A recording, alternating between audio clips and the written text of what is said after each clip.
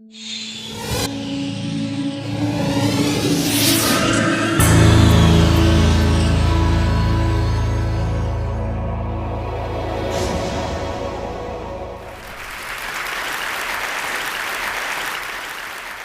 ago, after having served 4 years in the United States Marine Corps and deployments to both Iraq and Afghanistan, I found myself in Port-au-Prince, leading a team of veterans and medical professionals in some of the hardest hit areas of that city, 3 days after the earthquake. We were going to the places that nobody else wanted to go, the places nobody else could go. And after 3 weeks, we realized something. Military veterans are very, very good at disaster response. And coming home, my co-founder and I, we looked at it and we said, there are two problems. The first problem is this inadequate disaster response. It's slow, it's antiquated, it's not using the best technology, and it's not using the best people. The second problem that we became aware of was a very inadequate veteran reintegration, and this is a topic that is front page news right now, as veterans are coming home from Iraq and Afghanistan, and they're struggling to reintegrate into civilian life. And we sat here and we looked at these two problems, and finally we came to a realization. These aren't problems, these are actually solutions. And what do I mean by that?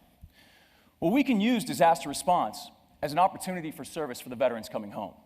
Recent surveys show that 92% of veterans want to continue their service when they take off their uniform.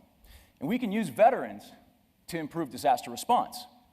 Now, on the surface, this makes a lot of sense. And in 2010, we responded to the tsunami in Chile, the floods in Pakistan. We sent training teams to the Thai-Burma border. But it was earlier this year when one of our original members caused us to shift focus in the organization. This is Clay Hunt. Clay was a Marine with me. We served together in Iraq and Afghanistan. Clay was with us in Port-au-Prince. He was also with us in Chile. Earlier this year, in March, Clay took his own life. This was a tragedy, but it really forced us to refocus what it is that we were doing. You know, Clay didn't kill himself because what happened in Iraq and Afghanistan. Clay killed himself because of what he lost when he came home.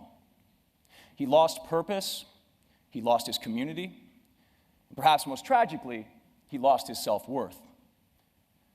And so as we evaluated and as the dust settled from this tragedy, we realized that of those two problems, in the initial iteration of our organization, we are a disaster response organization that was using veteran service.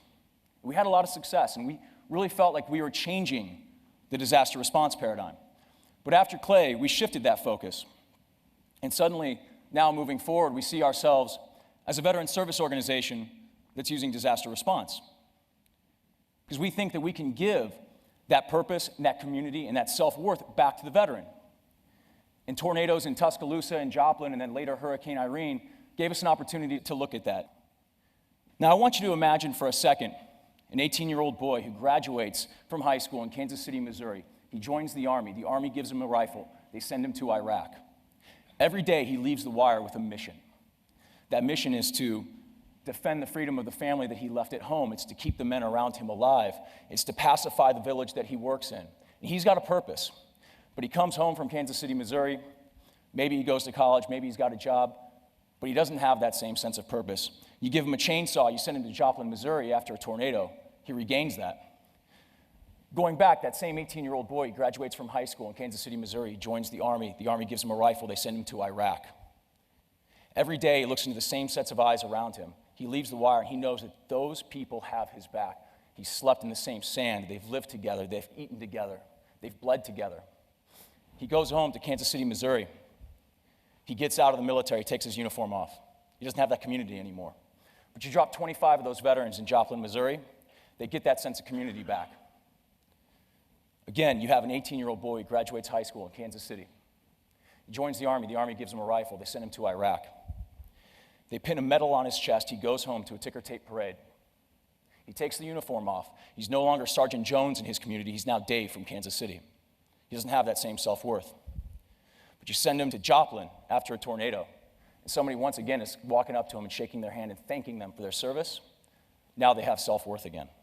I think it's very important, because right now, somebody needs to step up, and this generation of veterans has the opportunity to do that if they are given the chance. Thank you very much.